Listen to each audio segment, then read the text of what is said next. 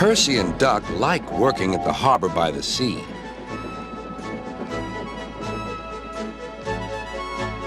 On a clear summer's night, there's no better place to be.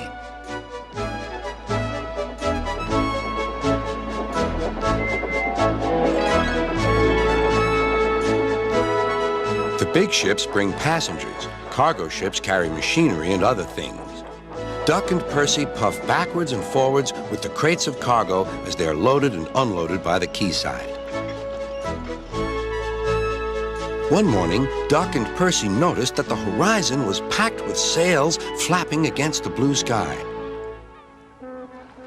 "I wish I could sail to faraway lands," sighed Duck. "Engines can't go sailing," snorted Percy, "because engines can't float." Duck still had his dreams. Suddenly, they were rudely interrupted.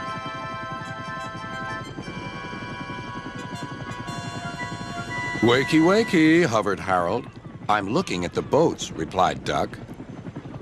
"That's the regatta. Lots of boats, lots of races, great fun. I hover around in case I'm needed." "Do you go to the horizon?" asked Duck. "Yes, and beyond." "I didn't know there was a beyond," whispered Percy. "Do you go to other places at sea?" continued Duck. "Certainly. I can land on ships, you know, anywhere, anytime. Goodbye." Duck sighed. He went on talking about the regatta all day. Percy lost patience. "Well, Duck, I'd rather have my wheels on solid ground. Our rails can take us to all the places we could ever wish to see." "That's an emergency," called Duck's driver. "I'll check with the harbor master." He returned with bad news. "A man taking part in the regatta has hurt his hand. We're to take him to the hospital at the next station. Harold's bringing him now. Come on." Duck set off on his journey. Soon he was steaming well, and his wheels were thundering along the track.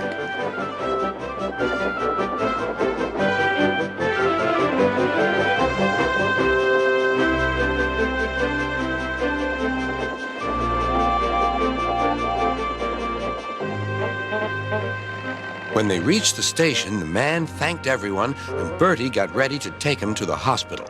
"You look splendid flying along the line, Duck," glowed Bertie. "No wonder they call you Great Western." "Thank you, Bertie." Percy's right, he thought to himself. Engines are happiest when their wheels are firmly on the rails. That night, Percy and Duck stayed a little longer at the quay. The air was warm and the sea calm. "There's a shooting star," said Duck. "Don't be daft," laughed Percy. "It's Harold. Look, he's hovering overhead."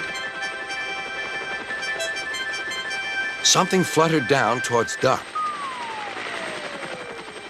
His driver caught it. "It's a flag from the regatta. Harold's giving it to you as a present, Duck." "That was kind of Harold," whispered Duck. "He may have whirly arms instead of wheels, but he seems to understand just what an engine needs." Duck still wonders about the lands beyond the horizon, but I think he knows that sometimes the best travels are those we can only dream about. Don't you?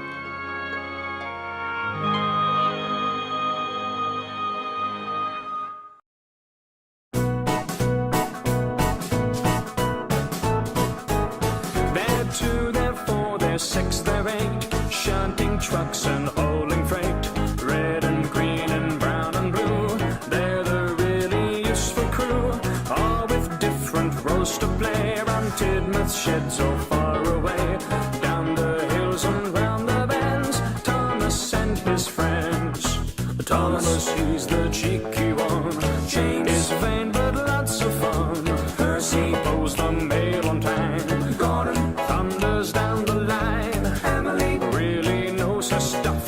Henry toots and Edward puffs. Spenny's the new one there. And Toby is wise and square. They're 2, they're 4, they're 6, they're 8, shunting trucks and hauling freight. Red and green and brown and blue, they're the really useful crew.